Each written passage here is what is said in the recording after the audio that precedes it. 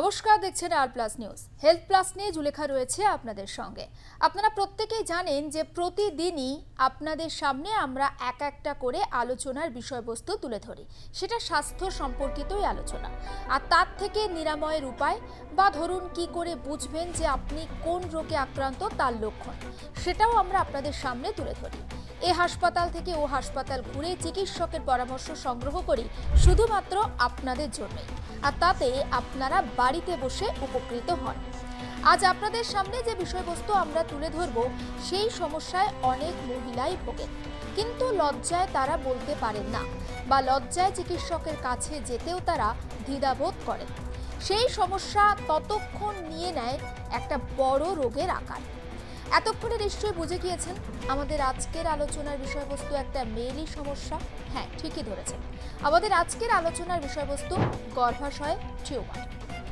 গর্ভাশয়ের tumour বলতে আমরা প্রধানত ক্যান্সারবিহীন ফাইব্রয়েড বা জরায়ু ফাইব্রয়েড এবং বিরল ক্ষেত্রে ক্যান্সারযুক্ত টিউমার উভয়কেই বলতে পারি বা উভয়ই হতে পারে। ফাইব্রয়েড হলো জরায়ুর পেশি স্তরের একটি সাধারণ নিরীহ বৃদ্ধি, যা প্রায়ই কোনো উপসর্গ সৃষ্টি না করে সেটা বৃদ্ধি পায়, কিন্তু কখনো কখনো দেখা যায় ভারী মাসিক বা ব্যথার কারণও এটার একটা উপসর্গ হতে পারে। জরায়ু ক্যান্সার একটি বিরল ঘটনা এবং এটি সাধারণত মেনোপজের পরেই মহিলাদের ঘটে থাকে। ফাইব্রয়েডের আকার বিভিন্ন রকম হতে পারে, ছোট থেকে শুরু হয়ে সেটা তরমুজের আকার পর্যন্তও নিতে পারে। এক বা একাধিক ফাইব্রয়েড থাকাটাও কিন্তু অসম্ভব কিছু নয়। জরায়ুতে কোথাও ফাইব্রয়েড জন্মেছে তার উপর নির্ভর করে ফাইব্রয়েডের ধরনগুলি। সাবসেরাস বা সাবসেরোসাল ফাইব্রয়েড পেশি স্তরের বাইরের দেয়ালে বৃদ্ধি পায়। জরায়ুর পেশির প্রাচীরের মধ্যে ইন্ট্রামুরাল ফাইব্রয়েড বৃদ্ধি পায়। সাবমিউকোসাল ফাইব্রয়েড গর্ভাশয়ের ভিতরের দেয়ালে এটি বৃদ্ধি পায়। এবার আসা যাক কী কারণে গর্ভাশয়ের টিউমারে আক্রান্ত হতে পারেন মহিলারা, সেই বিষয়টা এবার একটু জেনে নিন। এক হচ্ছে জিনগত কারণ হতে পারে গর্ভাশয়ের টিউমারের। দুই হচ্ছে হরমোনগত, বিশেষত ইস্ট্রোজেনের কারণে হতে পারে এই টিউমার। এটা মাল্টিফ্যাক্টোরিয়াল। তাহলে এটা কারোর দেখা যায় যে যার হচ্ছে তার এমন কিছু জেনেটিক প্যাটার্ন আছে, তার জন্য কিন্তু তার বারংবার ফাইব্রয়েড হচ্ছে, অথবা কারোর দেখা গেল হয়তো সেটা হলোই না। তাহলে এই যে ফাইব্রয়েড ইউট্রাসের মধ্যে মোস্ট কমনলি গ্রো করে, এটা খুবই একটা বিনাইন টিউমার। এটা থেকে ক্যান্সার হওয়ার চান্সেস প্রায় নেই বললেই চলে। এবং দেখা গেছে যে যেই সব মহিলারা কখনো প্রেগনেন্ট হননি এবং কোনো দিনই প্রেগনেন্ট হননি, তাদের ক্ষেত্রে এই ফাইব্রয়েড গ্রো করার চান্সেস অনেকটা বেশি।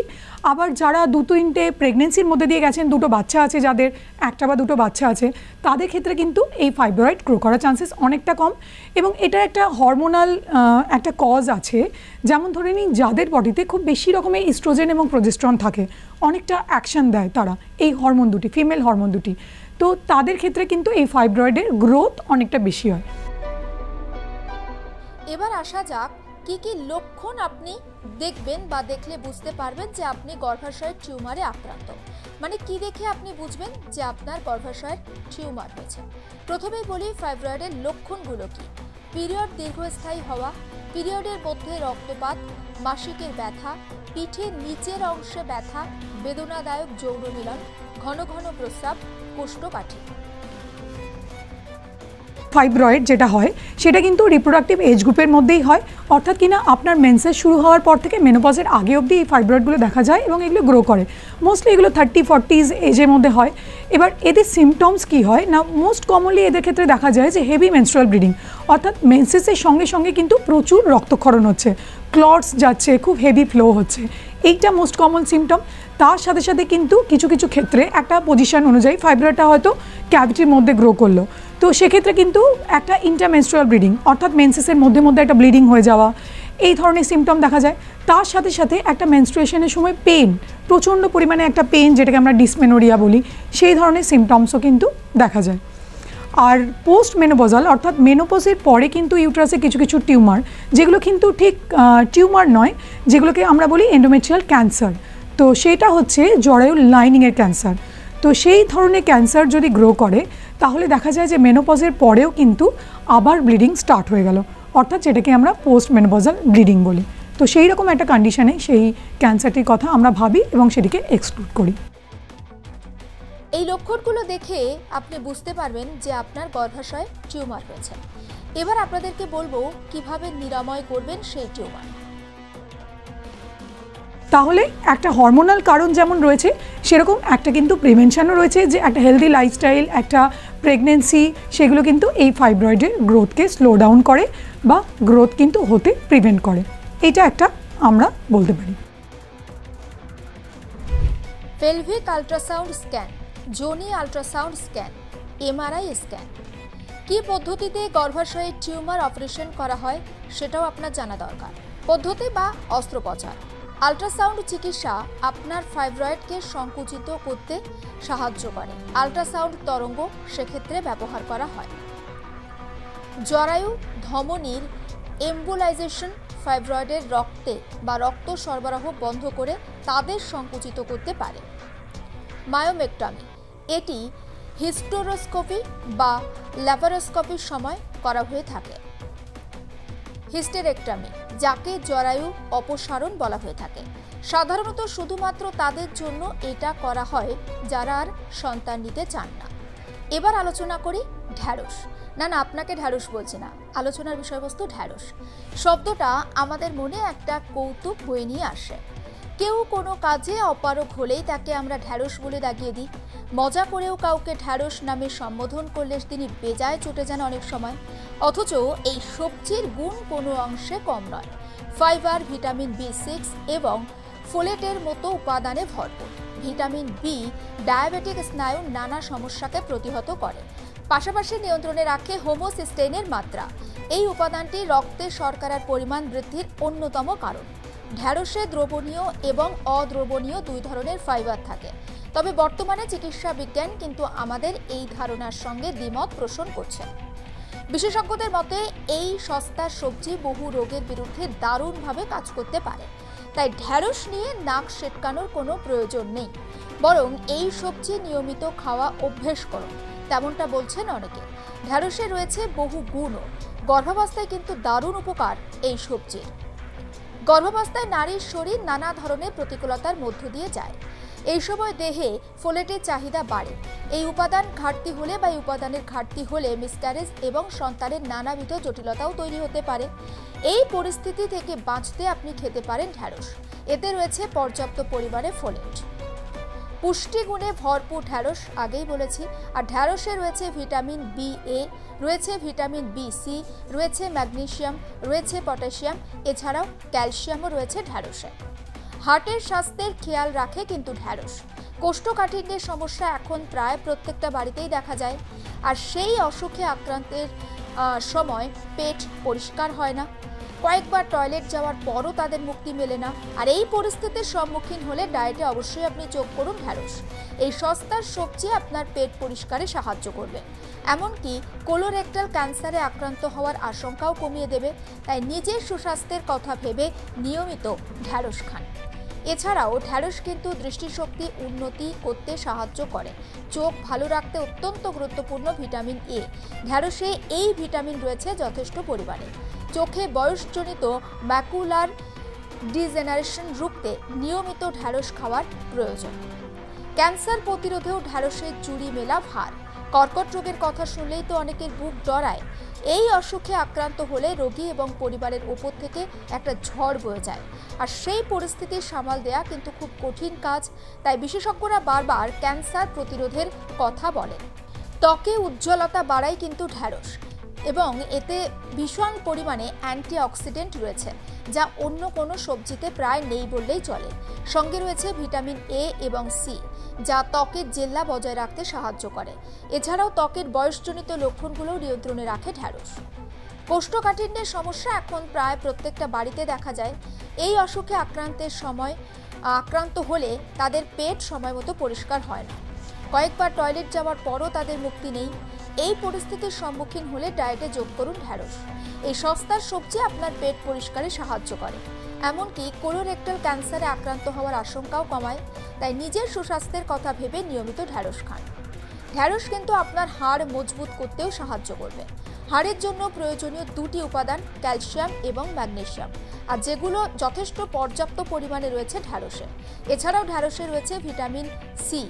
অস্টিওপোরোসিসের মতো হাড়ের রোগ নিয়ন্ত্রণে রাখতে সাহায্য করে ঢ্যাঁড়স। তাই আর দেরি নয়, এখনই বাজারে যান আর ঘরে নিয়ে আসুন ঢ্যাঁড়স। রোজই খাবারের মেনুতে থাকুক এই সস্তার সবজি।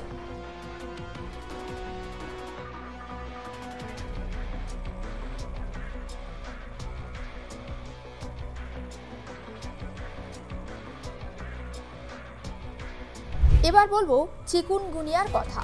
আপাতত যার বেশ প্রভাব লক্ষ্য করা যাচ্ছে হুগলির পোলবা থানার জারুরা গ্রামে। এক সপ্তাহে চিকুনগুনিয়ার উপসর্গ দেখা দিয়েছে সেই গ্রামের ৩০ জনের মধ্যে, জানিয়ে একাধিক সতর্ক বার্তাও দিয়েছে স্বাস্থ্য দপ্তর। অক্টোবর মাস, এই মাস যেন চিকুনগুনিয়ার মরশুম। 2 বছরের হিসেব তো অন্তত তাই বলছে।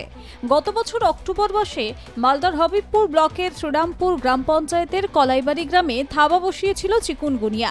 আবারও সেই অক্টোবর মাসেই হুগলির পোলবা থানার জারুরা গ্রামে এবার চিকুনগুনির প্রাদুর্ভাব।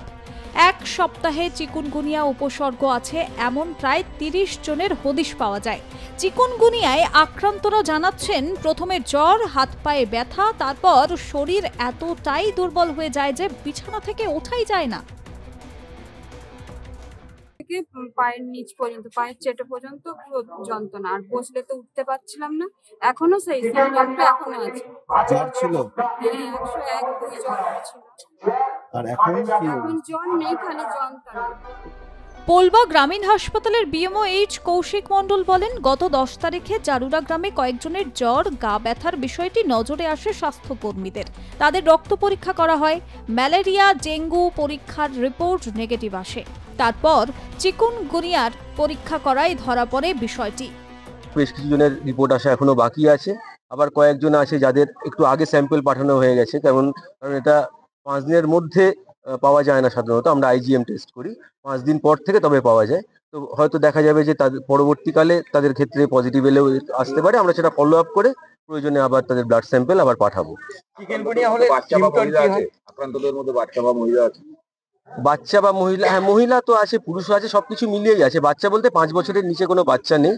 পুরুষ আর মহিলা মোটামুটি সমানুপাতিক হার। এই যে আপনার 30 জন এখনো অবধি আমরা শনাক্তকরণ করেছি, সাসপেক্ট করেছি, শনাক্ত করিনি। তাদের মধ্যে ওই 11 জন মহিলা আর হচ্ছে আপনার 19 জন হচ্ছে পুরুষ। এডিস মশার কামড়ে চিকুনগুনিয়া হয়। সেই মশার কামড় থেকে বাঁচতে সচেতন থাকতে হবে বলে জানান বিধায়ক। বছর আপনাদের তো জানেন, এবং গভর্নমেন্টের পক্ষ থেকে বারবার চিঠি করা হচ্ছে সেন্ট্রাল গভর্নমেন্টকে। হাইকোর্ট অর্ডার দিয়েছিলেন 100 দিনের কাজ চালু করার জন্য। হাইকোর্টের অর্ডারও এরা মানেনি। 100 দিনের লেবার যদি আমরা না পাই, প্রবলেম হচ্ছে আমাদের। একটা পঞ্চায়েতের ওন ফান্ড কত? একটা পঞ্চায়েতের ওন ফান্ডের উপর সবকিছু তো হতে পারে না। অসুবিধা হচ্ছে, বাট আমরা চেষ্টা করছি যতটা সম্ভব ক্লিনিক করার, পরিষ্কার করার। এটা ঠিক যে সেন্ট্রাল গভর্নমেন্ট টাকা না দেওয়ার জন্যে 100 দিনের কাজের লোকেরাও বঞ্চিত হচ্ছে, এবং মানুষও এই আবর্জনা থেকে বাঁচতে পারছে না। আমরা তবুও আমাদের ওন ফান্ড থেকে পুজোর আগে, পুজোর মরশুমে, কালী পুজো, দুর্গা পুজো, জগদ্ধাত্রী পুজো, এইসব টাইমে ওন ফান্ড থেকে দিয়ে পরিষ্কার করছি। একজন আক্রান্তের থেকে আরও অনেকের এই রোগ ছড়াতে পারে। তাই মশারি ব্যবহার করা, জল জমতে না দেওয়া, এলাকা পরিষ্কার রাখার দিকে জোর দেওয়ার পরামর্শ দেওয়া হয়। আমরা মূলত হেলথ ডিপার্টমেন্ট থেকে যখন জানতে পাই, 12 তারিখে জানতে পাই যে আমাদের এখানে এটা অজানা জ্বর হয়েছে, সঙ্গে সঙ্গে আমাদের যে ভিএসটি টিম রয়েছে, আমাদের ভিআইপি সুপারভাইজার এবং ভিজিটি এবং ভিএসটি, এদের এই গ্রুপে আমরা পাঠাই। তার সঙ্গে সঙ্গে প্রধান সাহেব, আমাদের পঞ্চায়েত সমিতির কর্মাধ্যক্ষ সাহেব এবং স্থানীয় মেম্বার সকলেই এই প্রোগ্রামটা নিয়ে আমরা ঝাঁপিয়ে পড়ি, এবং যেখানে যেখানে আমাদের জল জমা আছে সেই সমস্ত জায়গা পরিষ্কার করা আমরা শুরু করি। এবং আমরা হেলথ ডিপার্টমেন্টের সঙ্গে যৌথভাবে আমরা এই কাজগুলো করছি। যাদের সাসপেক্টেড হয়েছে তাদের বাড়িতে গিয়ে সচেতন করা হয়েছে, তারা যেন তারা খোলামেলা ভাবে না বেরোন, তারা যেন মশারির মধ্যে থাকে, কারণ এই সময় ব্যাপক হারে কিন্তু চিকুনগুনিয়া, ডেঙ্গি ইত্যাদি প্রাদুর্ভাব হয়। নড়ে চড়ে বসেছে স্বাস্থ্য দফতর। জারুরা প্রাথমিক স্কুলে পোলবা গ্রামীণ হাসপাতালের তরফে রক্তদান শিবিরের আয়োজন করা হয়। বাড়ি বাড়ি প্রচার ও মাইকে প্রচার চালানো হয় পার্শ্ববর্তী গ্রামগুলোতে। চিকুনগুনিয়া সংক্রমণ থেকে মানুষকে সচেতন থাকতে সমস্ত রকম প্রচেষ্টা স্বাস্থ্য দপ্তরের। হুগলি থেকে অনুপ চ্যাটার্জির রিপোর্ট, আর+ নিউজ। এবার আপনাদের সামনে নিয়ে আসবো দুটি বিষয়, বা ধরুন লোকমুখে শুনতে শুনতে যা আপনি এখন বিশ্বাসও করে ফেলেছেন, তবে বৈজ্ঞানিক ভাষায় সেটা ঠিক কতটা সত্য তা নিয়ে রয়েছে প্রশ্ন। এটা নিশ্চয়ই আপনি শুনেছেন, চিনি খেলে কৃমি হয়। ছোটবেলায় আপনার মা কিংবা বাড়ির বড় কেউ নিশ্চয়ই একথা আপনাকে বলেছেন। আপনি ভেবে নিলেন, হ্যাঁ এটাই সত্যি। চলুন আজ এই প্রশ্নের উত্তরটা একটু যাচাই করে দেখা যাক।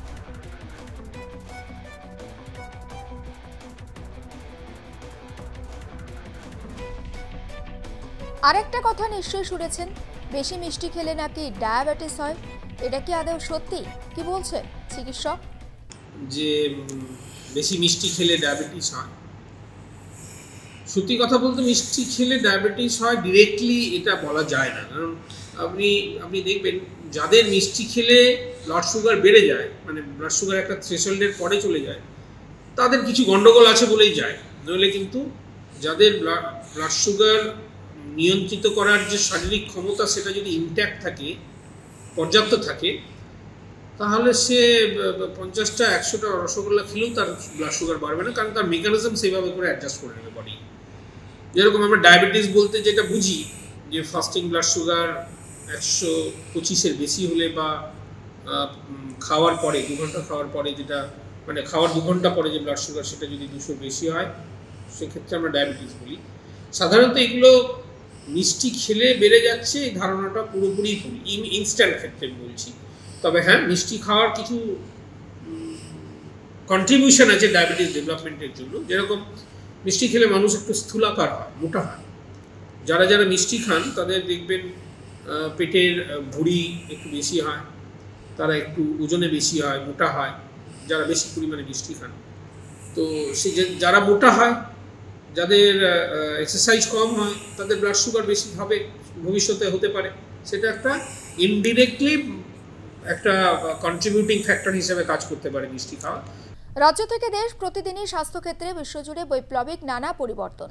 কোথাও এসেছে নয়া ভ্যাকসিন, তো কোথাও ম্যাজিক ওষুধ। স্বাস্থ্য মন্ত্রক বা রাজ্যের স্বাস্থ্য দপ্তরের নানা নির্দেশিকা। গত 24 ঘন্টায় কি কি ঘটল স্বাস্থ্যক্ষেত্রে তা নিয়েই আজকের হেলথ আপডেট। শ্বাসযন্ত্রের সংক্রমণের বিরুদ্ধে লড়াইয়ে সাফল্য ভারতের। ন্যাফিট্রোমাইসিন নামে অ্যান্টিবায়োটিক তৈরিতে সাফল্য পেল দেশ। শ্বাসযন্ত্র সংক্রমণের পাশাপাশি ক্যান্সার ও ডায়াবেটিসে উপকারী এই অ্যান্টিবায়োটিক, জানালেন কেন্দ্রীয় মন্ত্রী জিতেন্দ্র সিং। হান্টিংটনস রোগে প্রথমবারের মতো সফল চিকিৎসা। মস্তিষ্কের কোষগুলিকে মেরে ফেলে এই রোগ। পার্কিনসন্স এবং মোটর নিউরন রোগের সংমিশ্রণে মারাত্মক আকার নেয় এই রোগ। জিন থেরাপির মাধ্যমে নিরাময় করা যায় এই রোগকে। ময়নাতদন্তের রিপোর্ট নিয়ে হয়রানির দিন শেষ। এবার অনলাইনেই মিলবে ময়নাতদন্তের রিপোর্ট। স্বাস্থ্য দপ্তর এবং ব্যারাকপুর পুলিশের যৌথ উদ্যোগে পোস্টমর্টেম অনলাইন রিপোর্ট প্রকল্প চালু কামারহাটির সাগর দত্ত মেডিকেল কলেজে। সাগর দত্তের পাশাপাশি বারুইপুর হাসপাতালেও চালু পোস্টমর্টেম অনলাইন রিপোর্ট প্রকল্প। চিকিৎসককে রিপোর্ট টাইপ করে সঙ্গে সঙ্গে অনলাইন পোর্টালে তুলে দিতে হবে, যা স্বাস্থ্য দপ্তর এবং পুলিশের পোর্টালের ড্যাশবোর্ডে উঠে যাবে। দার্জিলিং জেলা হাসপাতালে ফাঁকা পড়ে রয়েছে সুপারের পদ। অভাব 28 জন মেডিকেল অফিসারের। অনুমোদিত চিকিৎসক পদ 80 জন, বর্তমানে রয়েছেন 52 জন। অনুমোদিত নার্সের 221 জনের মধ্যে রয়েছে 142 জন। 2017 সালে মহকুমা হাসপাতালের মর্যাদা পেয়েছে কালিম্পং জেলা হাসপাতাল। সেখানে বর্তমানে ফাঁকা অন্তত 25 জন এএমও পদ। চিকিৎসক পদ 66, রয়েছেন 41 জন চিকিৎসক। 173টি নার্সের পদ থাকলেও রয়েছেন 145 জন। 57 বছর বয়সী আব্দুল রহমান লস্করের পেটে দানা বেঁধেছিল 14 কেজির ম্যালিগন্যান্ট টিউমার, যা প্রায় 30 সেমি দৈর্ঘ্য এবং 25 সেমি প্রস্থ বিশিষ্ট। হেলথ প্লাস আপাতত এই পর্যন্ত। আবারও অন্য দিন হাজির হব অন্য একটা টপিক নিয়ে। নিশ্চয়ই আপনার উপকারে লাগবে সেই টপিক। তাই নজর রাখুন আর প্লাস নিউজে, সবার আগে সবার পাশে।